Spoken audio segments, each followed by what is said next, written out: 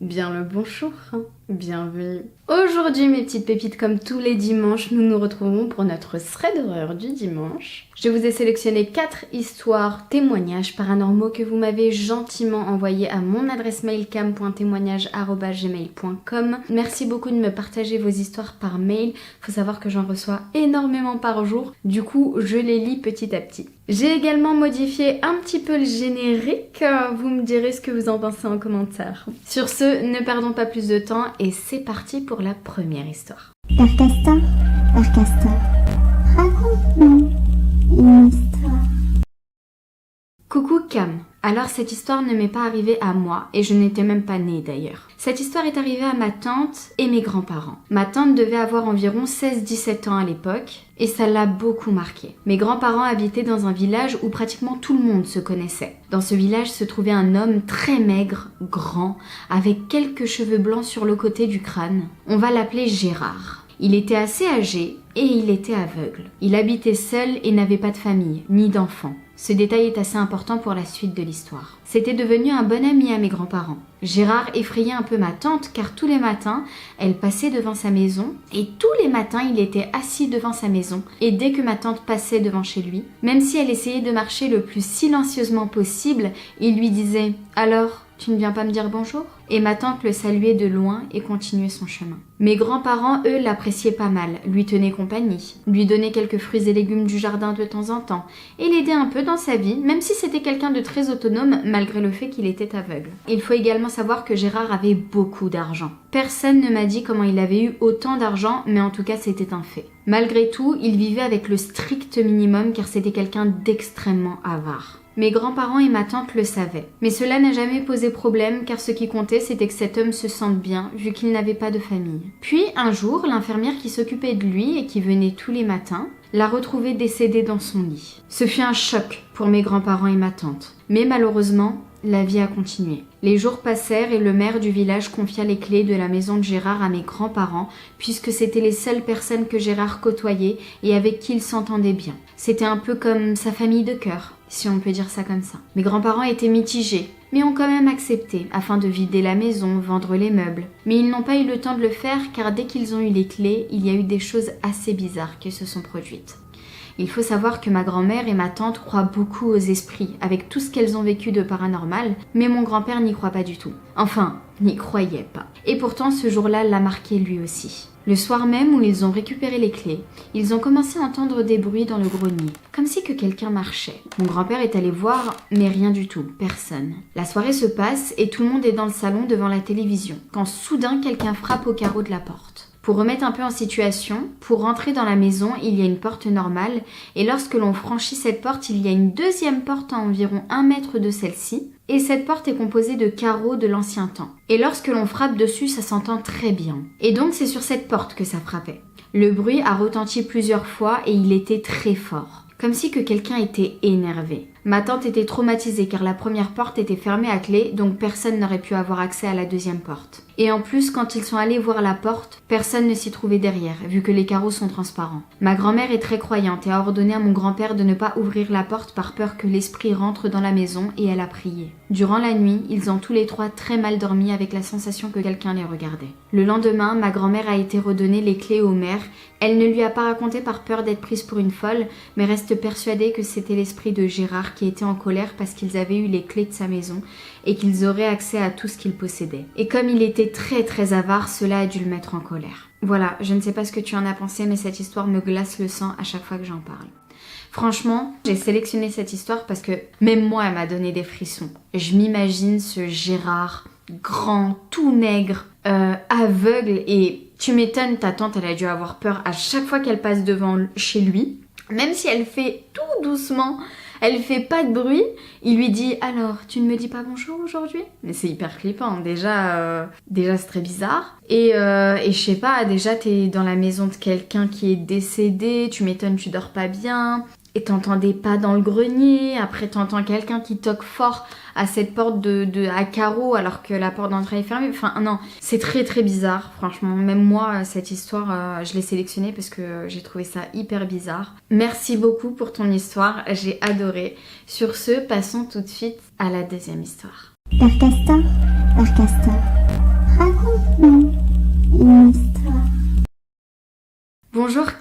Je préfère te prévenir, mon histoire peut peut-être paraître un peu longue, mais je tenais à ce que tu puisses avoir le plus d'éléments possible pour comprendre l'histoire dans sa globalité. J'habite dans le sud de la France. Je t'écris cette histoire pour te faire part d'un événement récent qui s'est passé dans ma vie. Je suis d'origine algérienne et de confession musulmane. La religion a une place importante pour ma famille, et bien que je ne prie pas, le reste de ma famille sont également croyants et font la prière. J'ai donc été élevée dans un cadre religieux assez présent depuis ma plus tendre enfance. Néanmoins, mon attrait pour le domaine du paranormal m'a poussée à m'intéresser de près à tout ça, à regarder des reportages à ce sujet, et je me suis souvenu qu'avec ma mère, nous étions très friands de ce genre de programme à la télé. Tout a commencé quand il y a quelques mois, ayant enfin eu mon indépendance financière, j'ai eu l'opportunité de prendre mon appartement. Peu de temps après, je dirais environ 4-5 mois après avoir déménagé, j'étais seule chez moi dans mon lit, dans le noir, quand d'un seul coup, la lumière de la cuisine s'est allumée toute seule. J'habite dans un bâtiment en étage, donc il y a très peu de chances pour que quelqu'un ait tenté de s'introduire chez moi. Surtout que mon appartement donne sur une cour intérieure privatisée avec un accès restreint par le biais d'une télécommande. Je me lève, j'allume la lumière. Personne. Je me rendors et le lendemain j'en parle avec ma famille. Et bien que ma mère plaisante sur le fait que ce soit troublant, personne ne semble s'inquiéter. S'étant déroulé de façon isolée, cet événement est passé aux oubliettes pour moi, jusqu'à il y a peu de temps. Depuis quelque temps, un ami et moi avions pas mal de discussions sur le domaine du paranormal. Et bien que n'ayant jamais vécu d'événements d'origine paranormale probable, je ne saurais expliquer pourquoi j'y croyais dur comme fer. J'ai récemment eu recours à des pratiques telles que l'utilisation d'un pendule et la cartomancie, discipline qui consiste à poser des questions sur l'avenir par le biais des cartes, que l'on appelle aussi des arcanes, pour essayer d'avoir des réponses à mes questions éventuelles. Je me suis intéressée à tout ça avant de le laisser de côté. Jusqu'à ce jour, il y a environ une semaine. J'étais chez moi à déjeuner tranquillement devant la télé, quand je lève les yeux vers ma box qui m'affiche 11h11. M'étant renseignée sur les heures miroirs, je décide de regarder la signification de cette heure miroir. Il était dit, entre autres, que quelqu'un qui veille sur moi cherchait à entrer en contact avec moi. Je ne saurais te dire pourquoi, mais quelque chose m'a poussée à sortir mon pendule à ce moment-là pour avoir des réponses. Je demande donc à mon pendule si quelqu'un souhaite communiquer avec moi. Le pendule me répond oui. Je demande de qui il s'agit. Le pendule me répond le mot ciel. Je demande ensuite s'il s'agit de quelqu'un de ma généalogie. Le pendule me répond de nouveau par l'affirmatif. Je demande des précisions quant à l'identité de la personne qui s'adresse à moi. Le pendule m'épelle le mot maman. Je commence à réfléchir et je me demande s'il s'agit d'une personne que je peux connaître. J'avais déjà ma petite idée sur l'identité de la personne qui cherchait à me contacter, mais je voulais en avoir le cœur net. Je demande si cette personne m'a connue de son vivant. Le pendule me répond de nouveau oui. Là, je commence à flipper. Mais je reste calme tout de même, de peur d'avoir affaire à une entité qui ne serait pas celle qu'elle prétend être. Je demande le nom de l'entité qui s'adresse à moi, et là, tiens-toi bien, le pendule m'épelle lettre par lettre le prénom de ma grand-mère décédée il y a un peu plus de 2 ans. Je lui demande alors si elle a un message à me faire passer, elle me répond oui. Elle me désigne une lettre qui correspond à la première lettre d'un membre de ma famille, je lui demande s'il s'agit bien de cette personne, et le pendule me répond oui. Je lui demande ce qu'elle a à me dire à propos de cette personne, elle m'épelle le mot Behima, qui veut dire bête, âne en arabe. Je demande donc affirmation pour être sûre d'avoir bien compris. Ma grand-mère, paix à son âme, parlait plus facilement arabe que français de son vivant, ce qui expliquerait qu'elle utilise une orthographe francisée par un mot arabe. De plus, la personne en question de ma famille avait une très forte mésentente avec elle de son vivant et elle ne s'entendait plus du tout. Elle lui reprochait même en partie le déclin de son état de santé déjà fragile. Je lui ai demandé si elle avait autre chose à me dire, elle m'a dit non. Je lui ai demandé si elle était fière de moi, elle m'a répondu oui. J'ai clos la séance en la remerciant et en lui disant que je passerais le bonjour de sa part à ma maman, qui s'avère être sa fille, elle m'a répondu oui. J'ai tenu à t'écrire cette histoire car bien souvent les histoires paranormales relatent des faits réels mais teintés de négativité, alors que pour une fois je trouvais que cette histoire avait une note positive. Qu'en penses-tu ? Alors, j'ai beaucoup de choses à dire.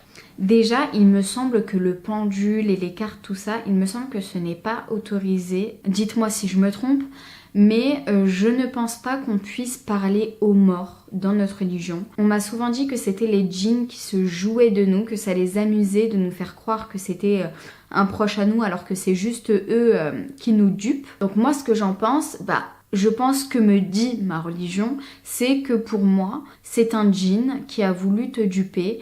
Et pourquoi j'ai pris ton histoire ? Parce que non seulement elle est très intéressante, mais aussi j'ai trouvé ça tellement marrant qu'elle te réponde Behima. Quel est l'intérêt pour un mort de se manifester, de vouloir prendre contact avec toi pour te dire que cette personne, elle est bête. Enfin, moi, je m'attendais vraiment, quand j'ai lu ton histoire, j'étais hyper concentrée. Je m'attendais vraiment à avoir une information précise et tout. Et quand j'ai lu le mot brime, et moi je connais ce mot parce que je le connais, en tunisien ça veut dire exactement la même chose. C'est très péjoratif comme mot. Donc quand j'ai lu ça, j'ai vraiment rigolé. Donc en tout cas, merci beaucoup pour ton histoire. Il n'y a que Dieu qui sait qui était cette personne. En tout cas, voilà. Moi je te dirais que c'est un djinn, après Allah wa alam. Il n'y a que Dieu qui sait. Dites-nous comme d'habitude ce que vous en pensez en commentaire, vous bien évidemment. Passons tout de suite à la troisième histoire. Père Castor, raconte-nous une histoire. Salut Cam, j'étais petite quand les faits se sont produits. Il y a très longtemps, lors d'une nuit, j'étais endormie et une sorte de chorale m'a réveillée dans mon sommeil. J'entendais des chants religieux. Je me suis alors rendormie pensant que je rêvais, mais dès que je fermais les yeux, je l'entendais et ce son me terrorisait. J'ai alors appelé ma mère, mais elle m'a dit de me rendormir et que je rêvais, ce qui n'était pas le cas. Mais j'ai insisté en lui disant que j'entendais des gens chanter et que j'avais peur. Elle m'a alors accompagnée dans le salon et il n'y avait rien. Je suis donc retournée dans mon lit et je me suis enfin endormie, puis plus rien. Des années ont passé et j'ai déménagé dans notre nouvel appartement, rien. Tout se passait bien.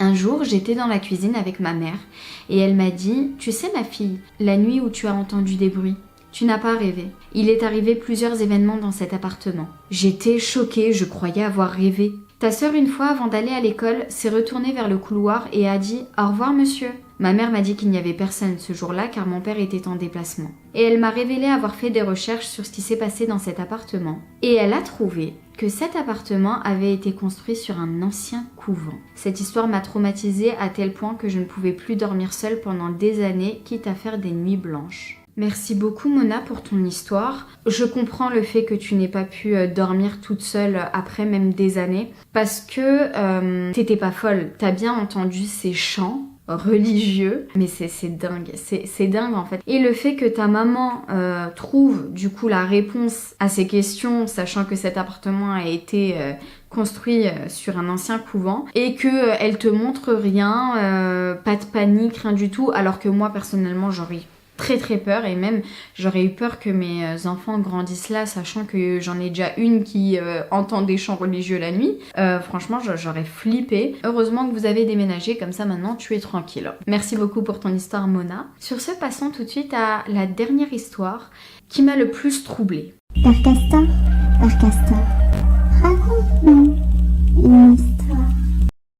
Coucou Cam, j'espère que tu vas bien. J'ai hésité à te raconter mon histoire car c'est un peu long et ça s'est passé il y a pas longtemps, mais je me lance. Pour te mettre dans le contexte, cette histoire va parler de Gabi, que ma famille connaît avant ma naissance. On a grandi avec elle, c'était comme ma petite sœur. Elle avait une situation familiale compliquée et on était sa seule famille. Elle était tout le temps chez nous depuis toute petite. Tout a commencé en mai. Elle avait 24 ans. Elle a rencontré un homme. Elle nous décrit que ça a été le grand coup de foudre, qu'elle n'a jamais vécu ça et qu'il est très gentil, attentionné, etc. 2 semaines après, elle voulait absolument nous le présenter. Ma sœur lui dit d'accord et le soir même, il est invité à la maison. La soirée se passe, mais nous, on le trouvait assez bizarre. Mais on lui a rien dit pour ne pas lui faire de la peine. Et puis malgré le fait qu'il était bizarre, il était très gentil finalement. Ensuite, elle a continué sa relation avec lui, mais 1 semaine après, il lui envoie un message et décide de terminer la relation. Il lui dit qu'il a un problème au cœur et qu'il va mourir, donc il préfère arrêter. Elle était très mal, mais elle est vite passée à autre chose. Donc, plus de nouvelles de lui. Tout le monde continue normalement jusqu'au 4 juin. Gabi, comme tous les soirs, dort à la maison. Et le lendemain, elle dit qu'elle va à son appartement donner à manger à son lapin et qu'elle reviendra en fin de journée. Mais elle n'est jamais revenue. Le soir, ma sœur se dit que Gabi a préféré peut-être rester chez elle finalement. Donc elle ne se fait pas trop de soucis. Le lendemain, aucun message, aucun appel de sa part, alors qu'elle nous disait toujours ce qu'elle faisait. On commence à appeler un peu tout le monde pour savoir si quelqu'un l'avait vue. Son beau-père est allé à la police pour dire qu'elle avait disparu. Nous, de notre côté, mettons des annonces sur les réseaux sociaux avec sa photo, etc.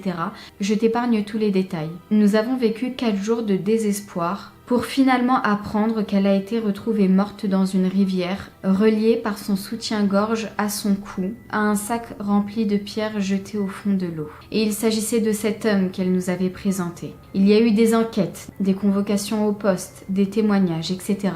Il a fallu 4 mois avant qu'elle puisse être enterrée car il changeait de version tout le temps. Il a apparemment eu une pulsion et l'a tuée car ils s'étaient disputés. Et pendant ces 4 mois, j'y pensais tous les jours et toutes les nuits. Et cette nuit-là, je dormais chez ma sœur sur le canapé dans le salon. Il était peut-être 1h du matin. J'étais sur mon téléphone et là, je commence à m'endormir. Puis je sursaute. En une fraction de seconde, je tourne ma tête comme si quelqu'un me disait de regarder derrière moi. Et là, je la vois. Je vois Gabi derrière moi. Ça a duré 2 secondes. Je l'ai vue comme un gros flash blanc et tout était crypté comme des pixels et a disparu. J'étais pétrifiée. Je me retourne, je ferme les yeux très fort et j'ai eu plein de flashs en moi. Elle était en train de rigoler, etc. Je n'arrivais plus à bouger, j'étais choquée de ce qui venait de m'arriver. Ça m'a paru durer une éternité. Je ne savais plus quoi faire, j'ai pas dormi de la nuit. Le lendemain, je le dis à ma sœur et à ma mère qui me disent de plus y penser et de faire comme si qu'il n'y avait rien eu. Ma sœur en a parlé à une amie à elle, qui est voyante médium, et elle lui a dit que si je l'avais vue, c'est parce qu'elle voulait me dire quelque chose, car l'histoire n'est pas tout à fait résolue, et qu'il ment sur ce qu'il s'est passé, et qu'elle ne partira pas en paix tant qu'il ne dira pas toute la vérité sur l'histoire, et qu'elle essaye de nous le dire à nous tant bien que mal. Ça fait depuis le 21 septembre qu'elle est enterrée et je ressens toujours sa présence auprès de moi. Je ne l'ai jamais revue depuis ce soir, mais elle me manque terriblement. Je t'écris son nom et prénom si tu veux aller voir les articles sur internet. Tu as juste à taper Gabrielle Desprez et tu trouveras. Merci beaucoup pour ton histoire. Du coup, je vous mets l'article à l'écran de ce qui s'est passé, ce qu'a vécu Gabrielle, paix à son âme. Cette histoire m'a troublée parce que quand j'ai lu l'article et j'ai vu le visage de cette femme et j'ai lu ce qui lui était arrivé, c'est horrible, c'est terrible. Et c'est terrible, j'en ai des frissons, je vous jure. Tu as eu une apparition de Gabrielle, ça a dû te choquer. Et voilà, après, peut-être que la voyante a raison et que du coup, elle essaye de te dire quelque chose. Elle essaye de te dire ce qu'elle a vécu. En tout cas, ton histoire m'a trop touchée, mes pépites. Dites-moi en commentaire ce que vous en pensez. J'en ai eu des frissons quand j'ai eu l'histoire et je me suis dit que il fallait que je vous la raconte. Paix à ton âme, Gabrielle. J'espère que tu trouveras la paix. J'espère que ce garçon va révéler toute l'histoire si c'est ce qu'elle attend. Et voilà, grosse pensée à vous, bon courage et on vous embrasse très très fort. Sur ce, voilà mes petites pépites, ce Thread d'horreur est terminé, j'espère qu'il vous a plu. Comme d'habitude, je compte sur vous pour me lâcher un like si vous avez kiffé cette vidéo. Si t'es pas abonné, bien évidemment, je t'invite à t'abonner. Ici, on est chill, on est tranquille, on fait plein de choses. Des story time, des anecdotes vendeuses, du paranormal, du make-up, j'allais oublier. D'ailleurs, je viens de vous filmer un crash test de la marque Florasis. Incroyable, allez voir la vidéo dès qu'elle sortira parce que c'est juste incroyable. Si t'es resté jusqu'à ce moment de la vidéo, mets-moi en commentaire le mot vernis à ongles ou alors le petit emoji, ça fonctionne. Sur ce, moi je t'embrasse très très fort, je te dis à mercredi pour une prochaine vidéo YouTube. Prends soin de toi, surtout. Ciao. Ring around the rosy. We can unlock a perk that allows us to transform into a wolf What and an move hint! faster at night. It's quicker and more agile, though it comes with some limitations. There's also a daytime equivalent, but more on that later. What was that? Is someone in trouble? It looks like we've come across a group in need of help. Whether we intervene is up to us, and both like choices that. can lead to unexpected outcomes. We began with death from above, allowing us to quickly eliminate an unsuspecting enemy and gain the upper hand from the start. We have incorporated community feedback, and now there is no need to open the skill wheel to select a previously assigned ability. Instead, we can use quick selection. Nice. You know what I was done wonder? for. Done for. Okay, I'll wonder later. So did I, to be fair. Wasn't sure I'd get you out of this in time. But you did. He's half vampire. Bless you. It's complicated. Bless you. He's kind of For like now, a failed we need to vampire. recover. As a vampire, we restore health by feeding. Human blood is most baby! effective. But in this case, we rely on animals. Okay,